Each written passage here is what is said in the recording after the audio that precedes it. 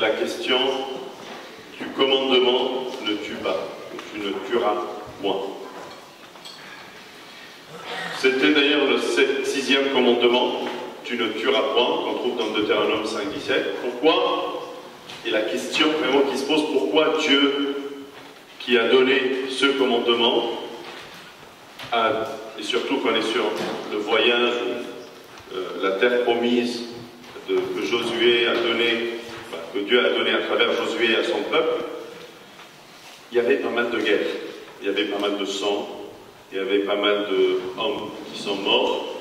Est-ce que c'est le même Dieu qui a dit « tu ne tueras point », c'est celui qui a dit à Josué, à Moïse, à ses prophètes, allez et exterminer entièrement tout un peuple pour prendre cette terre et y vivre. Est-ce que ce Dieu qui dit ça, c'est un Dieu qui tue, c'est un Dieu? Et si on remonte dans l'histoire, on connaît le déluge, il a tué tout le monde. On connaît Sodome et Gomorrhe, toute une ville qui a été brûlée entièrement, donc c'est Dieu qui a fait ça. 10 plaies pour les Égyptiens, il a tué les aînés des Égyptiens. Est-ce que Dieu est un tueur?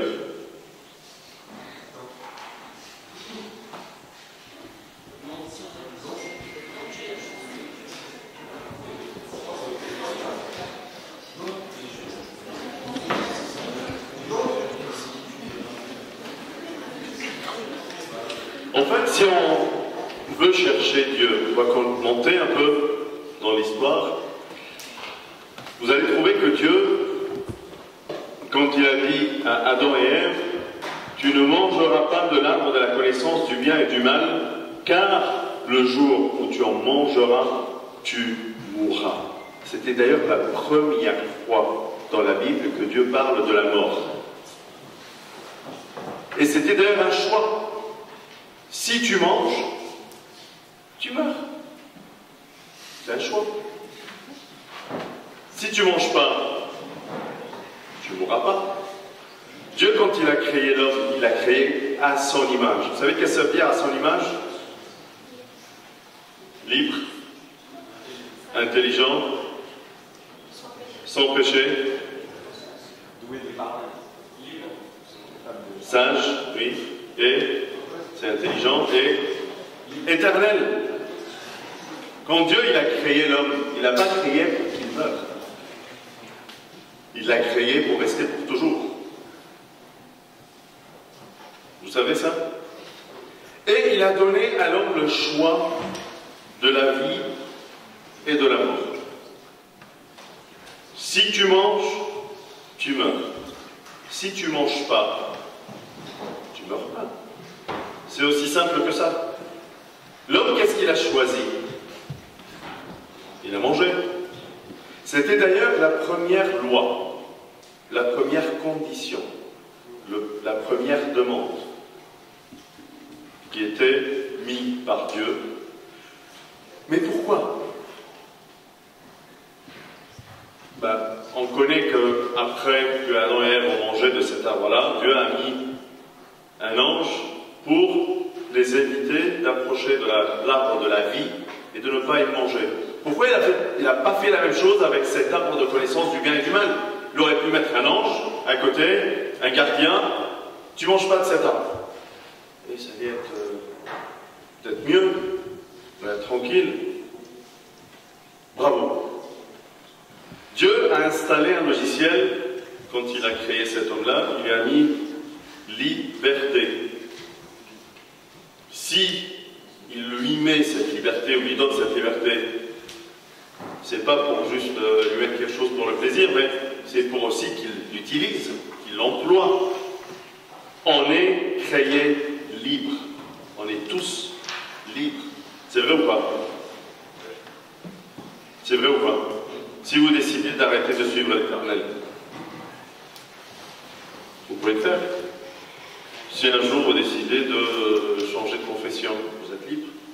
Si un jour vous décidez de faire ce que vous voulez, vous êtes libre, mais responsable de vos choix. Si tu manges, tu mourras. C'est ton choix, c'est ta liberté. C'est bon? Mais quand il y a eu ce péché-là, si on peut l'appeler péché, ils ont cassé cette condition, ils ont mangé de l'arbre, ils sont morts. Dieu, est-ce qu'il les a tués? Est-ce que Dieu les a tués? Adam et Ève ont été tués juste après ou pas?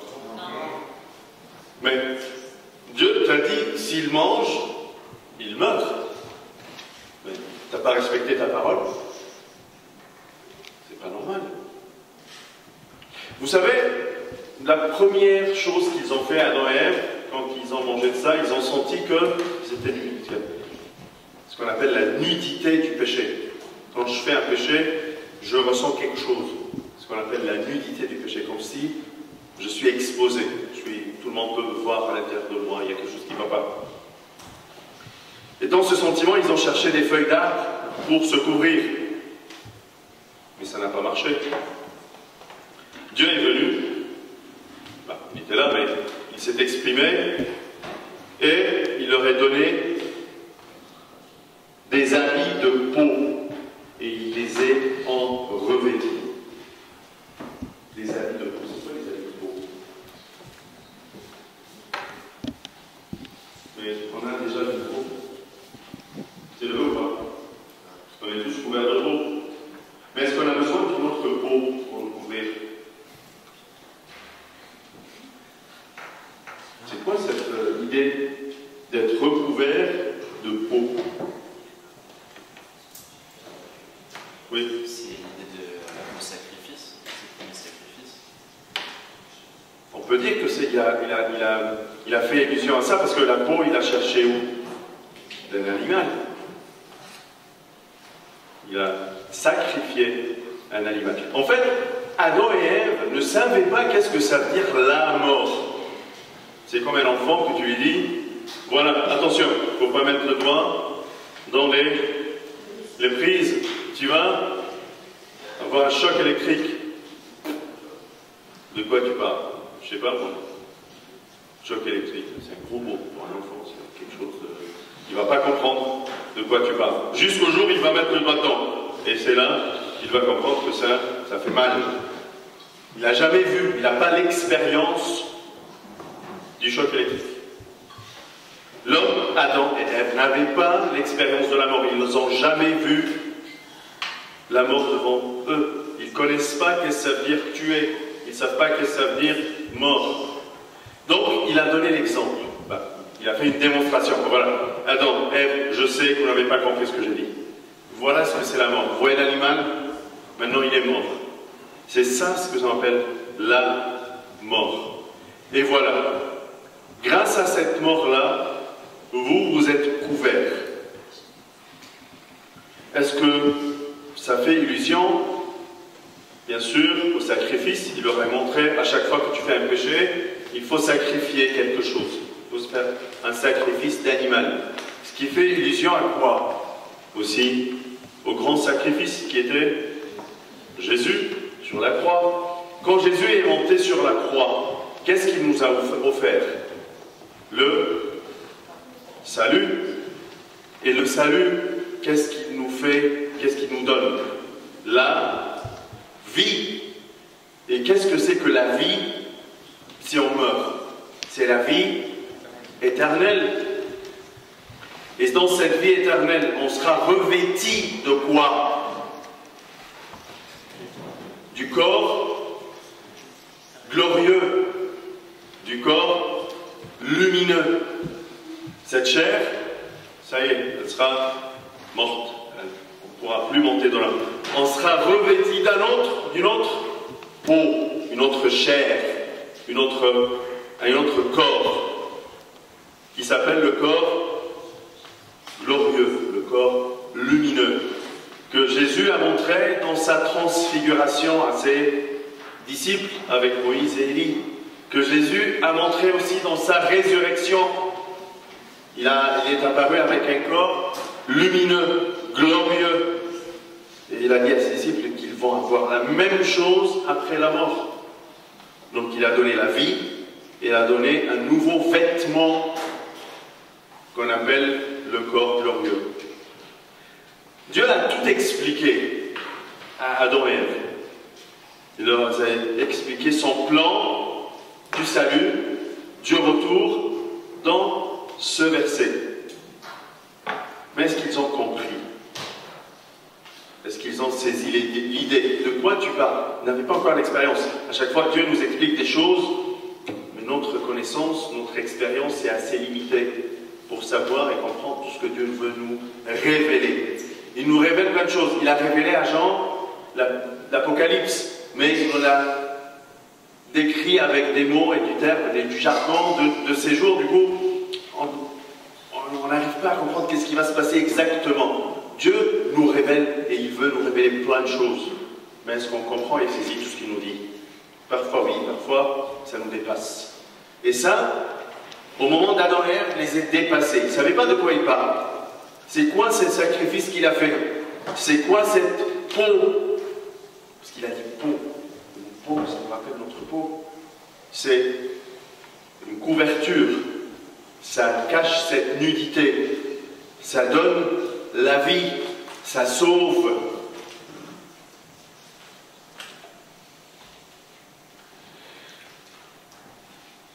De toute façon, si on voit le terme peau, ça implique qu'un animal, bien sûr, a été tué. Adam et Ève ne mangeaient pas de viande à cette époque-là. Vous savez qu'ils étaient végétariens. Et d'ailleurs, même les animaux, il n'y avait pas cette idée de manger de la viande.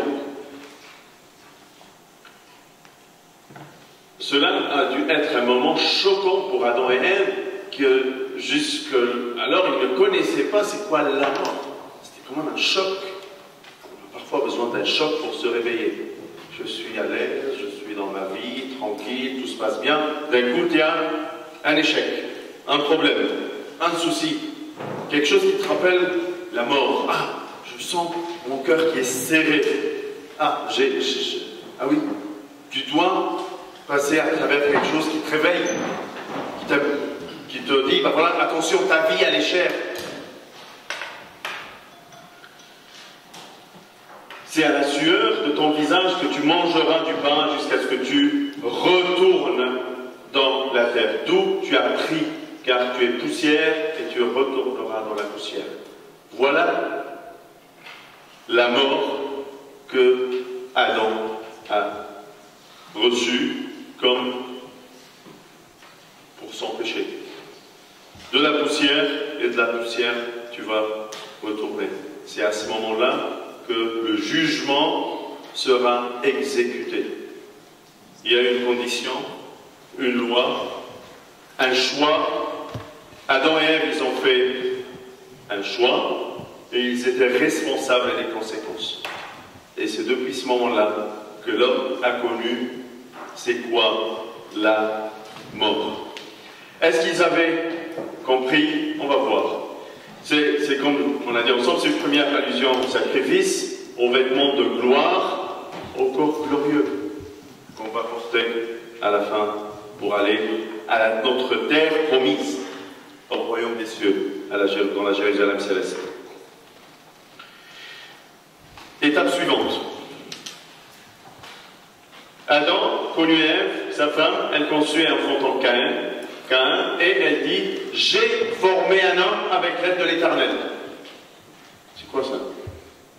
Parce qu'en fait, Dieu lui avait dit « Attends, de ta descendance, il y aura un homme qui va écraser la tête du serpent. » Ah, j'ai eu un homme. Vous savez qu'est-ce que ça veut dire? Caïn, le prénom. J'ai obtenu un homme, j'ai eu l'homme, je l'ai fait, je l'ai eu, on sera sauvé, ça y est, voici, l'homme, il va nous sauver. Elle n'avait rien compris. Et son frère, il s'appelle comment? Qu'est-ce que ça veut dire, Abel? Parce qu'elle a réalisé qu'elle n'a rien compris.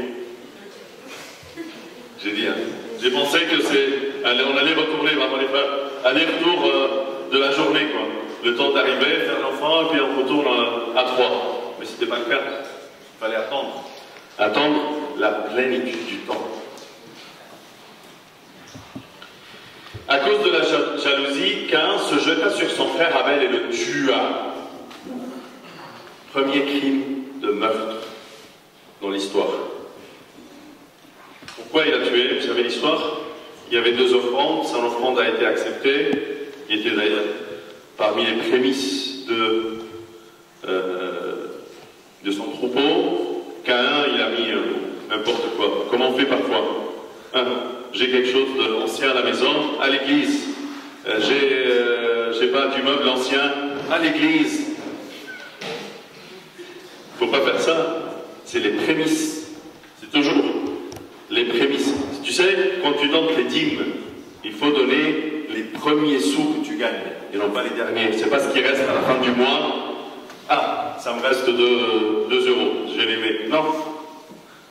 C'est le premier du mois. Tu sors tes dîmes, c'est tes prémices, c'est pas à la fin du mois, c'est pas ce qui te reste à la fin. Pourquoi? Vous savez pourquoi? C'est ta foi en Dieu qui fait la différence. Je crois que cet argent, c'est Dieu qui me l'a donné et qu'il va me faire vivre avec ce qui m'a resté. C'est ta foi qui met en cause. Si tu crois en lui, tu sors tes dîmes en premier. Si tu ne crois pas en lui, tu dis à la fin, ce qui va rester. Pas la même. Sois pas comme Caïn qui a donné n'importe quoi. Sois comme Abel qui a cherché les prémices pour donner à Dieu. Est-ce que Dieu a tué Caïn pour ce crime, pour ce meurtre, pour avoir tué son frère? On va voir. Dieu donne un châtiment à Caïn. Voici, tu me chasses aujourd'hui de cette terre. Je serai caché loin de ta face. Ah. Adam et Ève, quand ils ont fait le péché, ils étaient aussi chassés de devant la face de Dieu. C'est une mort ou pas? On dit, Seigneur, ne me cache pas ta face. Comme David l'a dit dans les psaumes, ne me cache pas ta face. Parce que quand Dieu me cache sa face, je suis mort. C'est la mort spirituelle dont vous avez parlé. C'est quoi la mort spirituelle? C'est quand Dieu me cache son visage.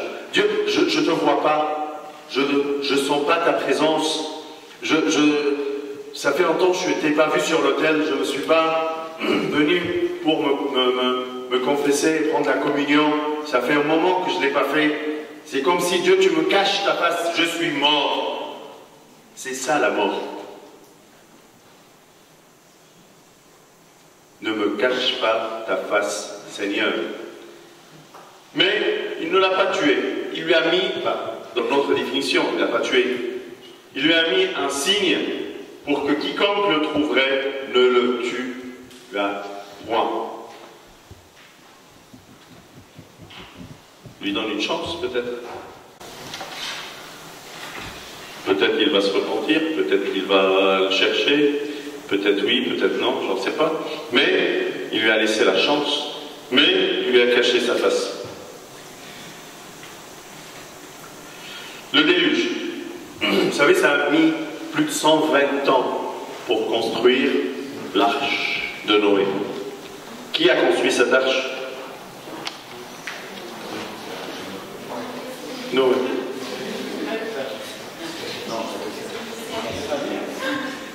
Il y avait des gens même. Qui est rentré dans l'arche? Noé et sa famille. Mais qui a vu la construction de l'arche? Tout le monde. Oh, il est idiot, lui, il construit un bateau sur des montagnes. Oh là là là là, mais il se prend pour qui? Et qu'est-ce qu'il fait? Qu'est-ce qui le prend, lui? Ah, il passe toute la journée à l'église le dimanche. Ah, c'est des quoi? Ah, ils font pas la fête. Oula. Ah, ils respectent. Ouh là là là là là. Ils font pas, je sais pas quoi. Ah là, ils sont des... Attends. Le jour de déluge, qui sera sauvé? Ceux qui font le bon choix. Attention, c'était pas uniquement pour Adam. Si tu manges, tu meurs. Il te cache sa face. Tu tu seras loin de lui.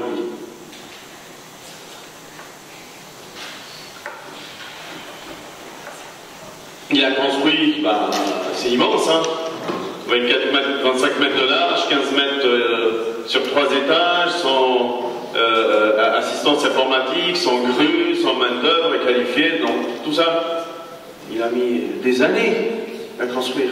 Ils auraient pu peut-être changer, ils auraient pu dire, ben voilà, peut-être qu'il fait quelque chose, il a raison, peut-être qu'il va avoir de la pluie, peut-être aucun signe de vie dans leur tête. C'est notre cas. On est entouré de gens qui nous vont voir construire notre âge. C'est pour ça que l'église, la majorité des églises coptes sont construites sous forme de arche. Pour te rappeler, si tu rentres, tu es sauvé. N'hésite pas de rentrer. Sodome et Gomorrhe. L'Éternel fit pleuvoir du ciel sur Sodome et Gomorrhe du soufre et du fer de par l'Éternel. Il détruisit ces villes, toute la plaine et tous les habitants des villes et des plantes de la terre. En fait, entre-temps, Dieu a vu le péché en train de s'installer. Malgré le déluge, malgré ce grand phénomène, Dieu a vu encore le péché qui s'installe. L'homme qui s'éloigne de lui, qui veut plus rester avec lui, qui cherche à s'éloigner, à ne pas faire le bien, à ne pas rester fidèle à lui. Il a dit, mais c'est pas normal. Le péché monte. J'ai pas créé l'homme pour ça. Je l'ai créé pour vivre avec lui. Je l'ai créé parce que je l'aime. Je l'ai créé parce que, et lui, il veut plus me voir. Et c'est là, c'était le plaidoyer de son serviteur pour cette ville. Seigneur, s'il y a 10 personnes justes dans cette ville, laisse-la sauver. Il n'y en a pas. Il n'y en a pas. Seigneur, si, il n'y avait qu'une seule famille, comme à l'époque de Noé. Est-ce que l'homme, il comprend ce que c'est que la mort? Non, pas encore. Est-ce que vous comprenez ce que c'est que la mort? Pas vraiment. On n'est jamais passé par là. Il y a quelque chose qui nous manque. On a vu des gens mourir devant nous. On est très touchés. Le jour des funérailles, on est dans le deuil, on pleure. Parce que juste la seule raison pour laquelle on pleure, c'est qu'on a perdu quelqu'un. On ne va plus le voir. Mais attends, qui t'a dit qu'il ne va plus le voir? Il faut le rejoindre. Si le royaume des cieux, il faut le rejoindre, il faut faire l'effort, il faut aller jusqu'au bout, il faut persévérer, il faut y croire. Si ce n'est pas le cas, tu seras perdu sur le chemin et tu ne vas pas pouvoir le joindre. Ne sois pas dans le chagrin parce que tu as perdu une personne, mais sois dans le chagrin avec l'idée, est-ce que mes péchés vont m'empêcher d'y aller ou pas? C'est ça la vraie question.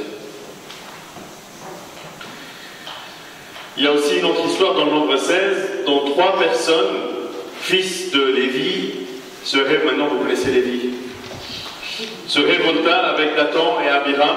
Ils se soulevèrent contre Moïse avec 250 hommes des enfants d'Israël. Pourquoi? Ils ont dit, Moïse et son frère, c'est lui le prophète, c'est lui le prêtre, et nous c'est quoi, les esclaves? Non, une révolution.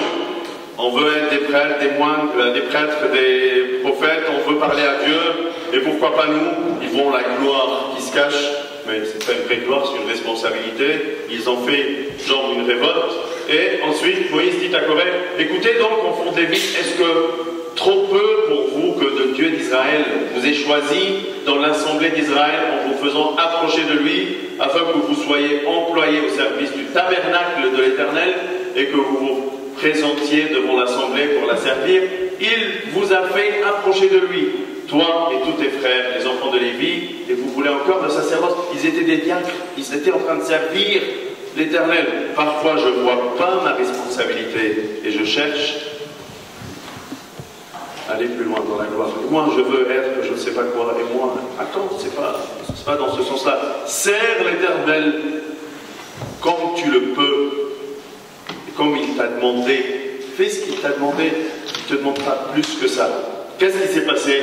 La terre ouvrit sa bouche et les engloutit, eux et leur maison, avec tous les gens de Corée, et tous leurs biens. Il y avait une sanction, vous devez avoir quelque chose de grave qui les frappe.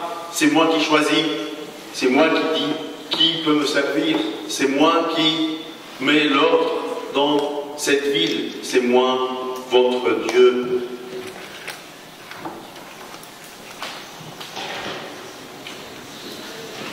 Donc voilà, c'est un choix. Ils ont choisi à désobéir l'Éternel. Vous savez, comme dans le voyage vers la terre promise, les 12 espions qui sont partis voir Canaan, ils sont retournés. Il y avait combien qui ont cru à la parole de l'Éternel? 2 sur 12. Josué et Caleb. Josué et Caleb. Qu'est-ce qu'il a dit, Caleb? Ne désobéissez pas à la parole de l'Éternel. C'est pas qu'ils vont nous tuer, c'est pas qu'on va pas y arriver, c'est pas tout ça. Ne désobéissez pas à la parole de l'Éternel. Adam et Ève, leur péché, c'était la désobéissance. Ils n'ont pas obéi la loi de l'Éternel. Si tu manges, tu meurs. Si tu manges pas, tu vis. C'est ton choix. Si tu écoutes, tu seras en vie. Ils n'ont pas écouté la parole de l'Éternel. Ils n'ont pas suivi son chemin. Donc, ils ont choisi autre chose. Dieu est le seul juge. C'est ce qu'on n'aime pas. Non. Moi, je veux être un juge. Je dis, ah oui, lui, il a fait telle erreur. Lui, il a fait telle faute. Et lui, il a fait ça. Et lui, il m'a parlé comment. Et lui, il a fait ça. Et lui, je veux être un juge. Mais attends, il y a une loi que tout le monde respecte. Ce n'est pas parce que je suis un juge, mais c'est lui le juge. Et moi, je suis à l'exécution de ses commandements. C'est ce qui était Moïse, Aaron. Ils étaient là à l'exécution des jugements du juste juge. Le salaire du péché est la mort. C'est Saint Paul qui dit dans son épître romain, Nouveau Testament. Ça n'a pas changé. Du Nouveau ou de l'Ancien, le salaire du péché, c'est la mort. Dieu dit, dans sa globalité, c'est moi et moi seul qui ai droit de vie et de mort. Et vous l'avez dit sur l'homme. Est-ce que cette vie, ça t'appartient? Moi j'ai une vie, est-ce qu'elle m'appartient? J'ai un droit dessus. Je peux décider. Est-ce qu'on connaît quel jour on va mourir? Qui connaît dans la salle le jour de sa fin de vie? Personne. On ne connaît pas. On ne peut rien faire. Déjà pour notre santé, on galère. Médicaments, opérations, plein de choses. Parfois ça arrive, parfois ça n'arrive pas. On ne sait pas.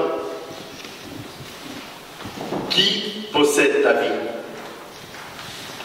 D'ailleurs, dans la réflexion spirituelle, si vraiment tu reconnais que ta vie, elle appartient à Dieu, tu vas la vivre autrement. Tu vas réfléchir 2 fois avant d'abuser de cette vie-là. C'est un talent, c'est un don de Dieu qui t'a donné une vie. Un souffle de vie qui a donné à cette argile pour que Adam et Ève existent. C'est à lui ce souffle. C'était pas à quelqu'un d'autre. Ça ne t'appartient pas cette vie. Du coup, sois honnête vis-à-vis de ce que Dieu t'a donné. Et d'autre part, je suis le seul à juger si un homme mérite la mort ou pas. Et je suis le seul également à décider quand je vais exécuter la condamnation à mort que j'ai moi-même décrétée. Pourquoi on appelle mort ou tué quand on la voit par un instrument? Et si une personne sur son lit meurt, mais qui a décidé? Qui a décidé de mettre fin à sa vie? C'est ça, ça lui appartient. C'est lui qui la met et c'est lui qui la prend.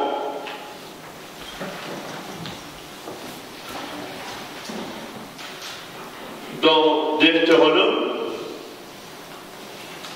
le Seigneur il dit clairement, mais dans les villes de ces peuples dont l'Éternel, ton Dieu, te donne le pays pour héritage, tu ne laisseras la vie à rien de ce qui respire. Qu'est-ce qui s'est passé? D'abord, on voit que Dieu, c'est lui qui prend la décision et qui exécute. C'est-à-dire, c'est lui qui a pris la décision pour le déluge, C'est Dieu qui a pris la décision pour Sodome et Gomorrhe, et c'est lui qui a envoyé le feu.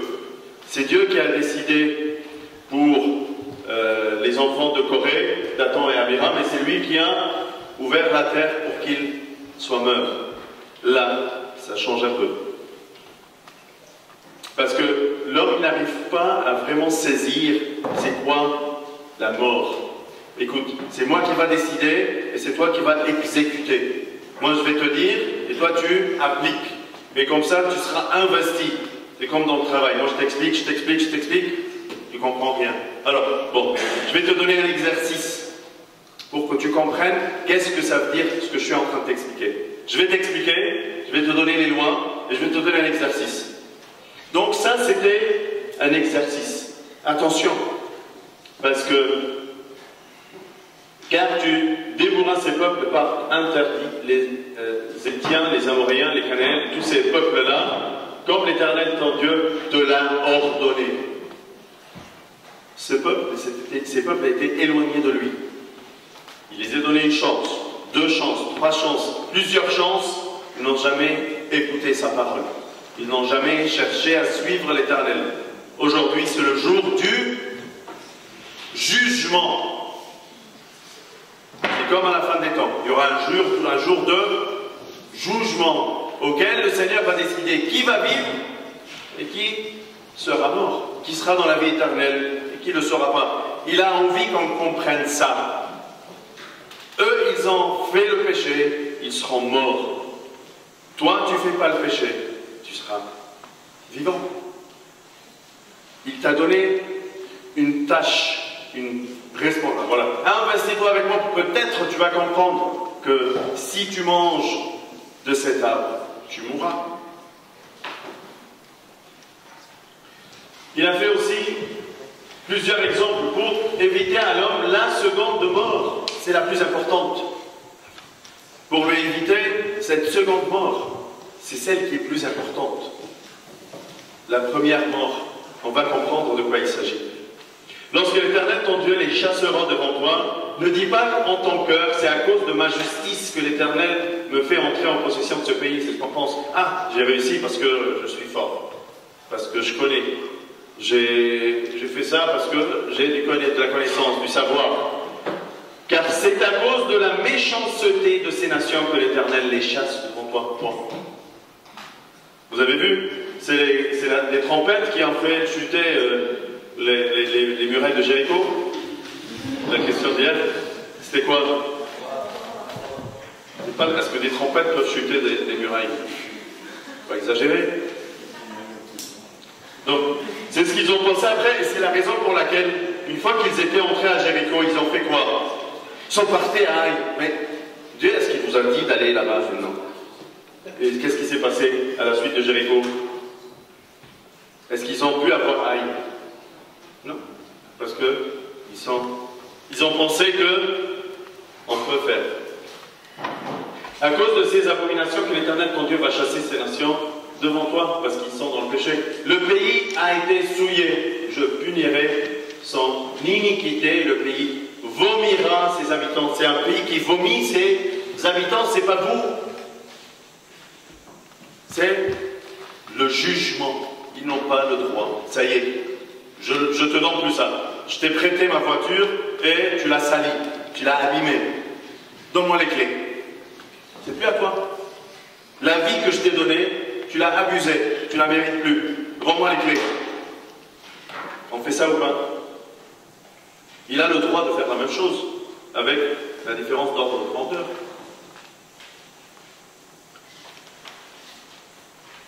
Et il leur a donné une loi, qui est la loi de l'Éternel, qui suit d'une génération à une génération. Il leur dit, il parle à Moïse, parle aux enfants d'Israël, et tu leur diras, je suis l'Éternel votre Dieu. Vous ne ferez point ce que je fais dans le pays d'Égypte. Vous ne ferez point ce que se fait dans le pays d'Égypte, où vous avez habité. Ce qu'il faisait dans le pays d'Égypte, c'est le péché. Vous étiez loin du Seigneur. Et vous ne ferez point ce qui se fait dans le pays de Canaan, où je vous mène, ni l'un ni l'autre. Vous ne suivrez point leur usage, le pays en a été souillé, je punirai son iniquité, le pays vomira ses habitants. Prenez garde que le pays ne vous vomisse. C'est pas parce que je vous aime, on est des potes, je vous donne ça, non. C'est parce que j'attends de vous de respecter mes lois. Si tu respectes mes lois, tu vivras. C'est une chance, une joie qui t'est donnée comme ça a été donné à Noël. Le même choix. Si tu manges, tu vis. Si tu ne manges pas, tu meurs. S'ils rentrent dans le pays de Canaan, ils font le péché, le pays va les vomir comme il a vomi les anciens habitants. Et d'ailleurs, c'est ce qui s'est fait. Ils sont tous soumis à la justice. Vous savez, il y a eu un schisme. Vous avez réparti les tribus d'Israël. Il y a un schisme entre le nord et le sud, royaume du nord, royaume du sud. Et on voit le roi Achaz, qui avait 20 ans lorsqu'il devint roi. Et il a régné à peu près 16 ans à Jérusalem. C'était le roi du sud, dans le tribu de Juda. Il est où Juda? Le tribu de Juda, il est où? Donc, Juda, au sud, c'était, avec Benjamin, c'était le royaume du sud. Et le royaume du nord, c'était les autres tribus. Il ne fit point ce qui est droit aux yeux de l'Éternel, comme avait fait David son père. Il marcha dans les voies des rois d'Israël, et même il fit des images en fonte pour Baal. Donc il a abandonné le chemin du Seigneur. Qu'est-ce qui s'est passé? Péchak, fils de Rémélia, tua dans un seul jour en Juda 120 000 hommes morts. Péché égale mort. Est-ce que tu as compris? Homme, femme, est-ce que tu as compris? Adam, Ève, est-ce que vous avez compris? Un péché égale mort. Parce qu'ils avaient abandonné l'Éternel, le Dieu de leur père. Ensuite, la déportation à cause du péché. En 722, avant Jésus-Christ, le royaume du Nord, la Samarie est détruite par le roi d'Assyrie, entraînant la déportation et la dilution des tribus. Beaucoup d'habitants se réfugient au sud, dans la capitale Jérusalem, connaît alors un développement important. Donc, première déportation du royaume du Nord. Deuxième déportation en 597 avant Jésus-Christ, Nabuchodonosor, souverain de Chaldée, lance une expédition punitive sur son protectorat du royaume de Juda, qui tentait de s'émanciper et se rapprochant de l'Égypte. Donc, on voit dans les psaumes, sur les bords du fleuve, il pleura, ses collines s'abîment et son temple ravagé. Ils ont fait le péché, ils sont éloignés de Dieu, la terre les est vomis. Allez, partez en déportation. Tu veux rester dans Jérusalem céleste? Tu veux garder ta place dans la terre promise? Un seul choix à faire. Il n'y en a pas plusieurs. Tu veux continuer à prendre la communion, voir la face du Christ présente à l'autel? Un seul choix à faire. Si tu ne le fais pas, tu meurs.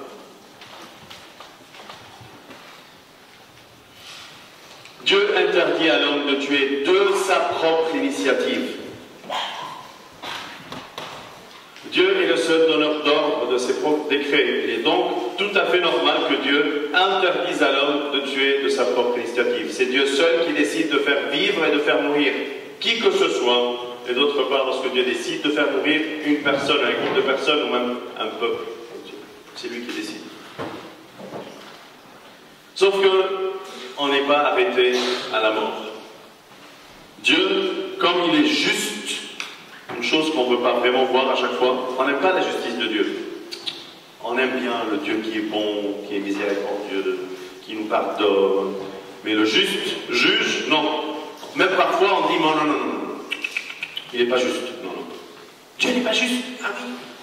Parce que j'aime pas. J'éteins dans ma tête ce discernement, cette connaissance. J'aime pas savoir qu'il est juste. Mais Dieu, il est juste et il est miséricordieux. Les deux. Et on voit cette miséricorde se manifester lui-même. Jésus, il a passé la peine de croix. Il a été tué ou pas? Celui qui est accusé de tuer, est mort sur la croix. Donc on ne peut pas accuser Dieu de tueur. On ne peut pas penser qu'il est comme ça, parce que il est lui-même passé par là.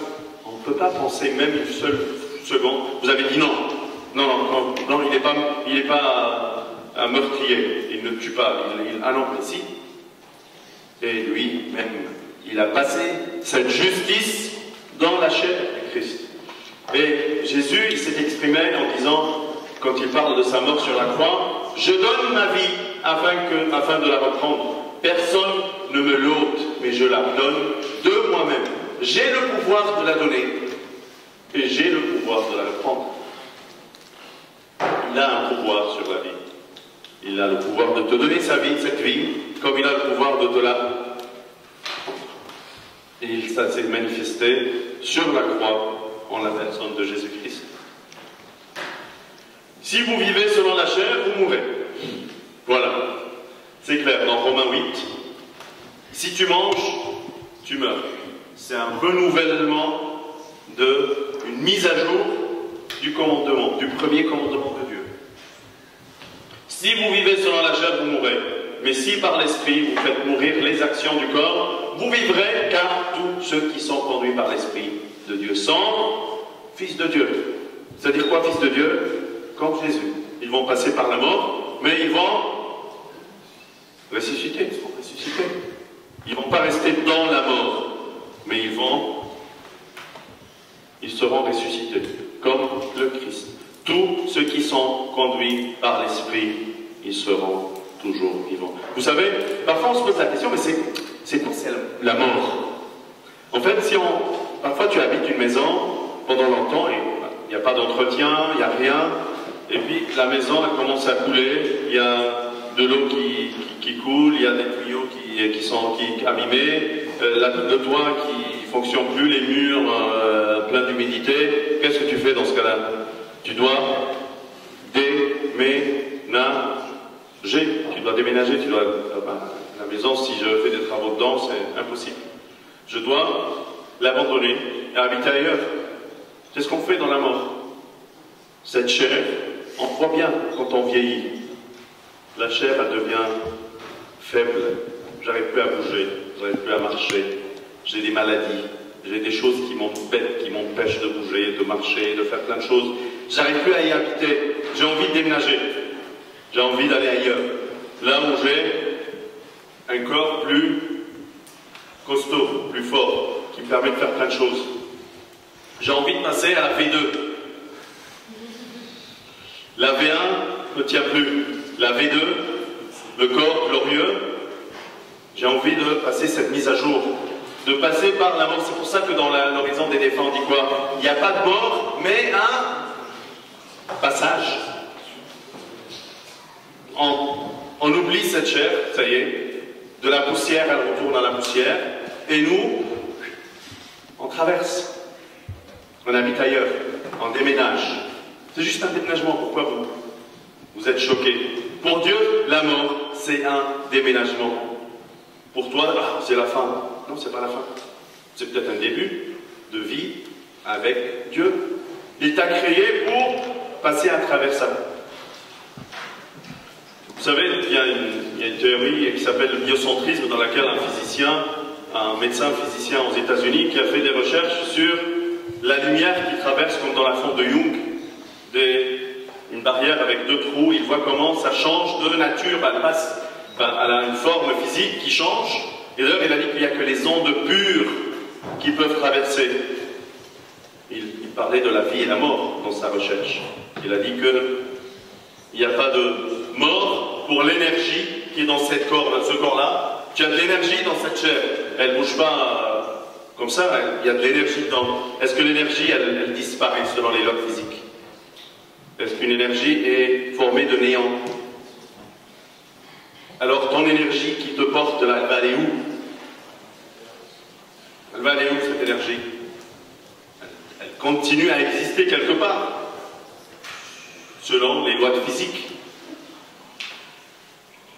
Cette énergie, elle continue dans ce corps glorieux, lumineux. Elle passe à travers la mort et elle passe de l'autre côté pour te mener vers une vie plus paisible, plus joyeuse. Prépare ce passage. C'est que les ondes pures qui peuvent traverser. Si tu ne prépares pas ce voyage, si tu pars aux États-Unis, tu fais quoi? Tu vas sur Google, quelle ville? Ben, je vais aller à Texas, ben voilà, où est-ce que je vais manger, où est-ce que je vais habiter, avec qui je vais sortir, il y a des amis, ils sont sympas, j'apprends la langue, parce que je ne connais pas bien l'anglais, je prépare mon voyage. Si tu déménages, tu fais quoi? Des cartons. Tu prépares ton déménagement. Est-ce que tu as préparé ce passage? Est-ce qu'il occupe ton esprit? Est-ce que c'est le seul voyage de ta vie qui compte, qui est éternel, qui t'ouvre la porte vers l'éternité que Dieu t'a donnée? Ton âme et ton esprit, ils partent vers le Christ, mais c'est ton corps, il n'y a que ton corps qui meurt. Ayez cette conscience et ne perdez pas votre vie. Faites des bons choix. Faites le seul bon choix. Si tu vis selon la chair, tu vas aller avec la chair. Si tu viens avec l'esprit, tu vas avec l'esprit. Cherche où est-ce que tu veux aller. Choisis la vie ou la mort. C'est à toi de faire le bon choix. Tu es libre de faire le choix que tu veux. Est-ce que vous avez des questions? Oui.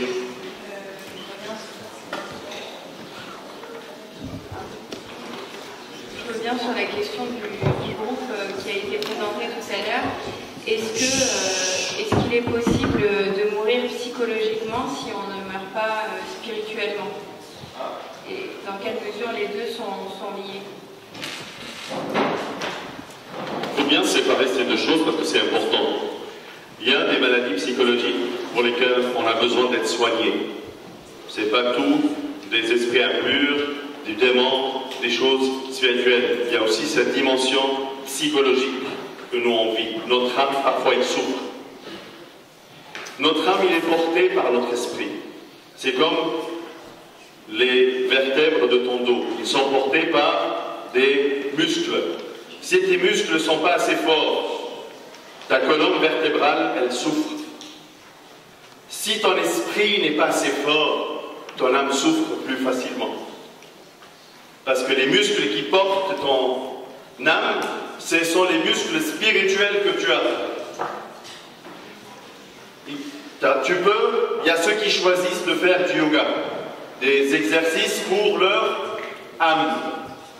Il y a ceux qui préfèrent faire des exercices pour leur esprit. Si tu fais des exercices pour ton esprit est fort et il porte ton âme. Mais si tu fais que des exercices pour ton âme, ton esprit il est où? Tu t'es pas intéressé à ton esprit. Donc, ce sont deux composantes, mais qui se portent. Il y a une qui porte l'autre. Oui, tu peux souffrir psychologiquement. C'est vrai, pour lesquels tu as besoin d'un soin. Mais aussi, la dimension spirituelle peut accompagner pour te lever. Ce qui est vraiment unique dans son entraînement spirituel, c'est ce qu'on appelle l'espoir.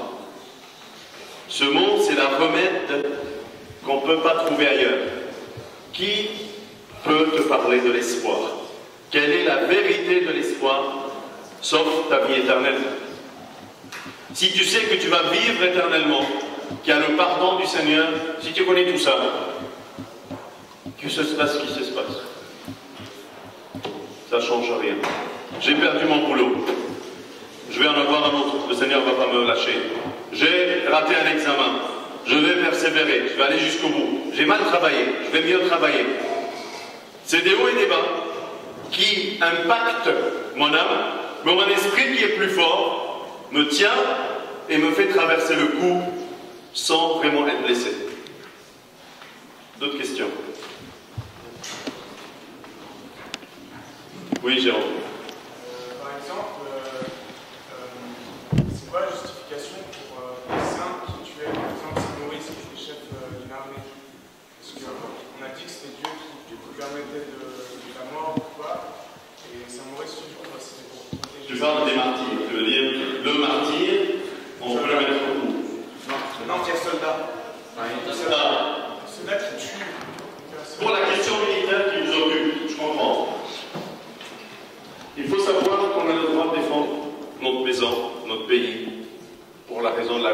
y a l'armée civile.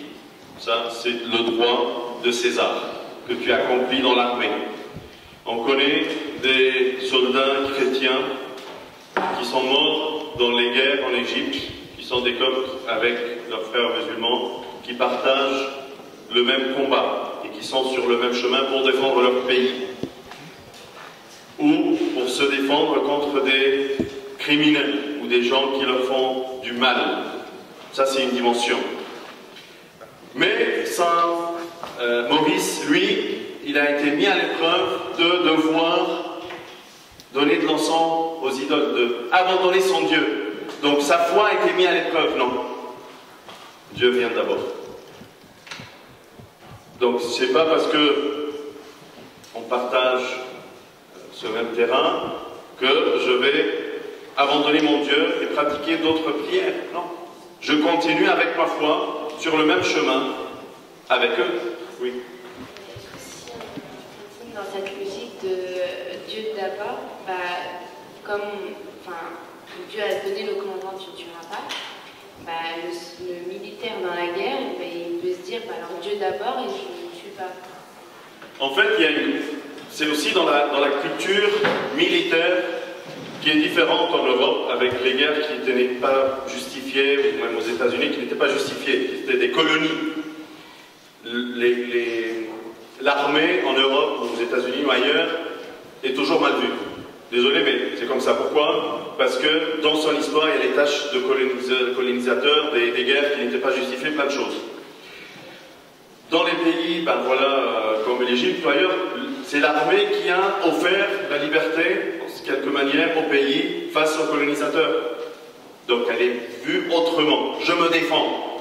C'est-à-dire que je ne fais pas la guerre pour envahir le voisin. Je ne vais pas tuer mon voisin pour le voler. Mais je ne veux pas tuer celui qui va venir chez moi pour me voler. Si il veut, je vais lui donner une chance de repentir, parce que si je le tue, il n'aura pas cette chance de repentir. Tu as besoin de quoi? De ma mallette? Tiens. Et puis voilà. Après, on verra. L'assurance va faire. Heureusement, il y a l'assurance qui va régler les choses derrière. Mais c'est ce qu'on vous recommande, même si on vous arrête dans la rue, donnez ce que vous avez. Après, vous avez des assurances qui vont couvrir ces choses-là. Mais tu ne tues pas. Tu ne vas pas te défendre parce qu'il y a une loi qui te permet de te défendre. Ou une assurance qui va faire ça pour toi. Ou il y a quelque chose qui va t'aider à le faire. Mais quand même, tu restes dans un état de défense. Avec d'autres moyens que tu es. Cherche un autre moyen que tu es pour te défendre. Si quelqu'un vient vers toi. Mais si quelqu'un... Mais là, ce qui est vraiment inacceptable, c'est que tu agresses un autre pays pour l'envahir. Ou agresses une autre personne pour la voler. Oui, c'est... Du coup, si je ne prends pas l'exemple des militaires, mais par exemple, un pays envahi par un envahisseur, et par exemple, il y a la résistance. Par exemple, lors de la Seconde Guerre mondiale, quand la France a été envahie, il y avait la résistance, et par exemple, il y a ceux qui enlevaient des lignes de train, et du coup, ça causait des accidents. Mais ils sont antiques, je défends mon pays, je défends quelqu'un, je protège mes pays d'un envahisseur qui n'est pas ici. Du coup, est-ce que c'est pareil? Donc, je peux faire la première, c'est-à-dire je vais me défendre, mais après, je fais des mauvais choix. C'est-à-dire, sur l'initiative, l'idée principale, oui, il a raison. Mais la suite, il a très mal réagi. Il a causé la mort d'autres personnes, des innocents, par exemple. On fait la guerre, puis tu tires sur des innocents, des enfants dans une école. Quoi tu fais? Oui.